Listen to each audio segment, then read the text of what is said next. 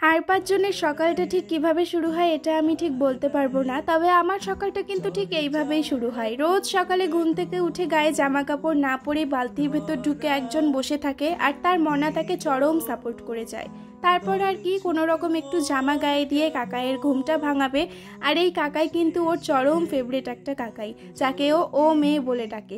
আর এই ও মেয়ে বলার পেছনে কিন্তু একটা বিশাল বড় হিস্ট্রি রয়েছে, সেটা যদি আপনারা জানতে চান তাহলে কিন্তু কমেন্টে লিখে জানাবেন। এরপরে আমি মেয়েকে কোনো রকমে টেনে হিচড়ে নিয়ে গিয়ে স্নানটা করিয়ে নতুন জামা কাপড় পরিয়ে একটা ডিসেন্ট লুক দেওয়ার চেষ্টা করলাম, কিন্তু তা তো আর ওর মধ্যে মানায় না, ও এই চঞ্চলের মধ্যেই সীমাবদ্ধ।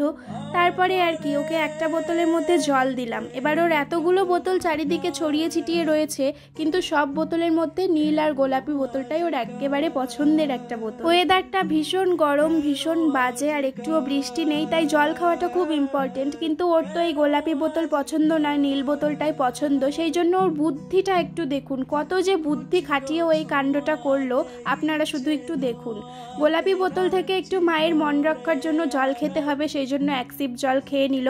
তারপরে এই যে দেখুন বোতল উল্টো করে বোতল থেকে যে একটু টিপ টিপ করে জল পড়ছে, সেই জলটাও অন্য পছন্দের বোতলে ট্রান্সফার করে সেখান থেকে জল খাচ্ছে। চিন্তা করুন ওর পছন্দটাও কি করে যে হাসিল করে নেয়, সেটাই আমি আজকে দেখে অবাক হয়ে গেলাম। মানে ব্যাপারটা এখানে ঠিকও এরকম করলো, মা তোমার কথাও থাক আর আমার কথাও থাক, তুমি বোতলে জল দিয়েছো একটু খেলাম, এবারে আমি আমার পছন্দের বোতলে তোমার দেওয়া বোতলের থেকে জলটা ঢেলে খাবো। মানে আমি জাস্ট হতভম্ব। তো যাই হোক, এইসব দুষ্টু মিষ্টি কাণ্ড কারখানা দেখতে দেখতে আমার অনেকটা দেরি হয়ে গিয়েছিল। এবার আমাকে রান্নাঘরে যেতে হবে।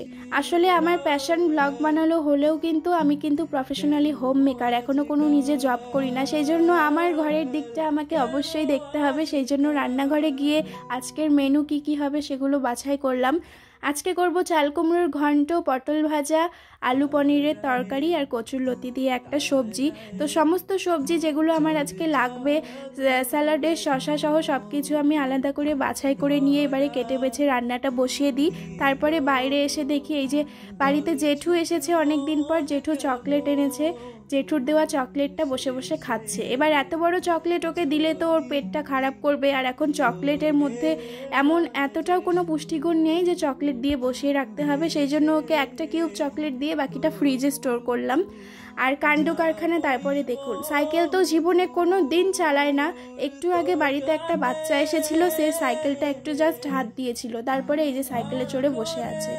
মানে নিজের জিনিস কখনো নিয়ে খেলবে না, কিন্তু অন্য কোনো বাচ্চা হাত দিলে হয়ে গেল, সেটা ওর তখনই। আর সাইকেলে চড়ে নাচার সময় আমি ওর একটা জিনিস খুব ভালোভাবে লক্ষ্য করলাম, যেটা দেখে আমি আরও বেশি তাজ্জব বনে গেলাম। সাইকেলের এই প্যাডেলটা বারবার প্যাডেল করার সময় কিন্তু খুলে পড়ে যায়, এটা আমি আগেও দেখেছি। তো আজকে আমি ইচ্ছে করে প্যাডেলটা খুলে দিলাম আর ওকে বললাম, এই দেখ প্যাডেলটা খুলে গিয়েছে, একটু সেট করতো।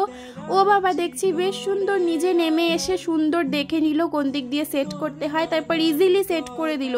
চিন্তা করুন আজকালকার বাচ্চারা ঠিক কতটা ডেসপারেট আর কতটা অ্যাডভান্স। আমি ওকে যেহেতু কোনো কাজ করার পর একটু এনকারেজ করি, সেই জন্য ও কিন্তু নিজেই নিজের কাজটা করার পর নিজেকে হাততালি দিয়ে উৎসাহিত করলো। তো যাই হোক, আজকের ব্লগটা আমি এখানে এন্ড করছি। কেমন লাগলো অবশ্যই লিখে জানাবেন, আর ভালো লাগলে কিন্তু অবশ্যই একটা ফলো আর সাবস্ক্রাইব করে যাবেন। দেখা হবে পরের ব্লগে, ততক্ষণের জন্য বাই।